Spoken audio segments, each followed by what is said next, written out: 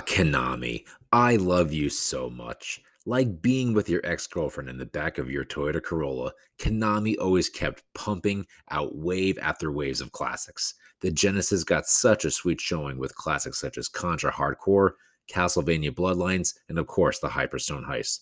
My first love of yours was the OG TMNT arcade game. No, not this one, the actual arcade cabinet. By the way, whatever happened to this babe? Does anyone actually know? Actually, come to think of it, she was probably in her 20s when this picture was taken, so if that was released in 1989, then that would probably put her at, damn, mid 50s. Christ, we're getting old. Anyways, there's too many to list and gush about, but today I want to talk about one of Konami's lesser talked about series, the Lethal Enforcer games. For starters, I played the crap out of both of them in the arcade. There was just something about walking up to that huge cabinet, grabbing the Justifier gun, and of course, pretending to shoot all the digitized sprites because your parents never gave you more than $2 at the arcade, and I always blew those $2 on the TMNT, Simpsons, or X-Men arcade games. Anyways, regardless, I picked this sucker up at Hollywood Video for the Genesis and absolutely loved it, way more than the first one too. I'm not too sure either. Why did I like the second one? Maybe it's because firing a gun kind of coincides more with the Wild West than the modern day, which is the setting for the first Lethal Enforcers game. I don't know. It's tough to put my finger on it. Kind of like my ex-girlfriend's. Oh man, nothing is more iconic than the arcade intro. Let's hear it. Lethal Enforcers 2 Gunfighters. My god, that brings back memories. Sweet music to my ears. Alright, so getting back to the game. We all know that the old light guns don't work on modern TVs. We all know the story. The old CRT TVs display the dot on the screen in perfect synchronization with the console output, whereas the newer LCD captures the whole frame, processes it, and displays it in one go. So all the timing is lost, and the console can no longer sense the position on the modern TV. It sucks, but it is what it is. Guess my copy of Duck Hunt and Wild Gun on the NES will collect dust moving forward, but well, thankfully, you can still use the controller to play this game, which, believe it or not, is how I always played this game as a kid. Truth be told, I actually never knew that Sega made a Justifier light gun when I picked this game up at Hollywood Video. It took me a while to figure it out until I actually looked at one of those posters that came with the game. You know, these fold-up mini ones that promoted other games. No shit, huh? So obviously you guys are watching me play the game, and you can kind of pick up on the fact that I sort of memorized this game to some degree. It's been a long time since I played it, but I still have a very good idea as to where all the enemies are going to be coming from. And that's kind of what you need to do if you're going to be playing this game without the Justifier gun.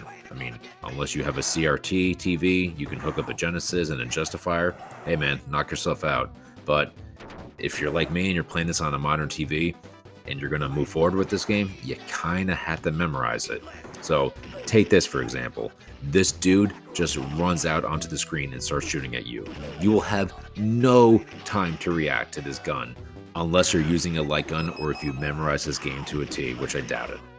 Looking back, this game was tough as hell, but I kept getting further and further the more I played, and for some reason, I kept getting drawn back into it. I actually enjoyed memorizing this game, and my sister and I would play co-op all the time. She would always crack up at this chick screaming this. Let me play it. So stupid.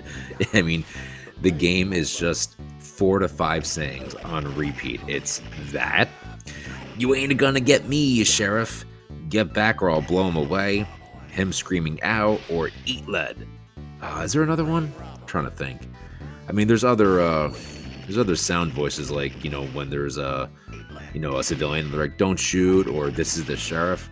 But you're pretty much gonna hear eat lead, get back or I'll blow him away, or you ain't gonna get me, sheriff. You're gonna hear that about 7,500 effing times. So get used to it. So the game has a bonus stage here where, you know, you're shooting all the beer glasses, blah, blah, blah, kind of like in Street Fighter 2. I'll tell you what, man. For some reason, if you shoot below 59%, you are considered a posse. So 60 to 69 is deputy, 70 to 79 is sheriff, 80 to 89 is Deputy Marshal, and 90 or above is U.S. Marshal.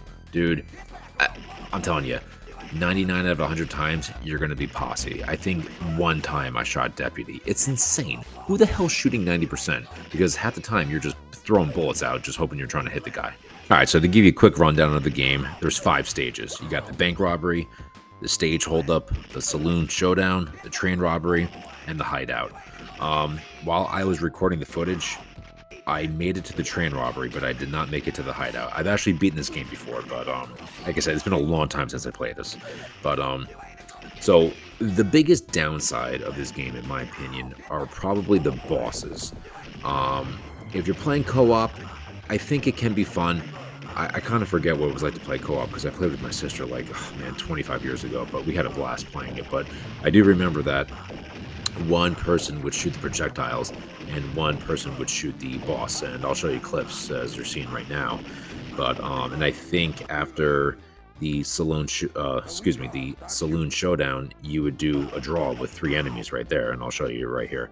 So but like I said, this game is really fun. Is it an amazing game? No, it's not an amazing game. It's I mean, some people might hate it. If you're not using the gun, the light gun peripheral, you might hate it.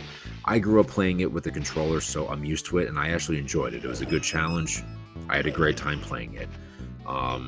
I say it's an above average good game. You know, it's Konami. You can't go wrong with them, especially during the 90s when they were throwing out gems on the Genesis and the Super Nintendo. But give it a shot, man. It's not that expensive. I think it's like $15 on eBay, you know, for a loose cart. But this is one of my favorite Sega Genesis games. You know, I love it. I play it every once in a while. My goal is to one day move and get a bigger game room, which at one point I will set up a CRT TV and hook up all my light gun games. You know, Time Crisis on the PS2, you know, obviously the NES with Duck Hunt and Wild Gun, and obviously this stuff. So, but yeah, guys, check it out, man. If you've ever played this, leave some comments below. Let me know what your memories are. If you hate it, let me know. Like I said, I can understand why you hate it, but me personally, I enjoy the game. So thank you guys so much for watching, and I'll check you on the next one. Also, side note, what the hell is this? Why is he flying through the air after I beat him? What?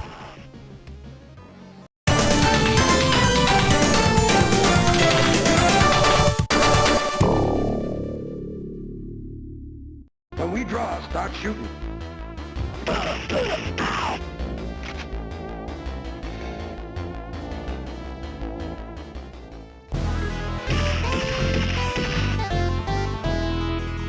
Posse.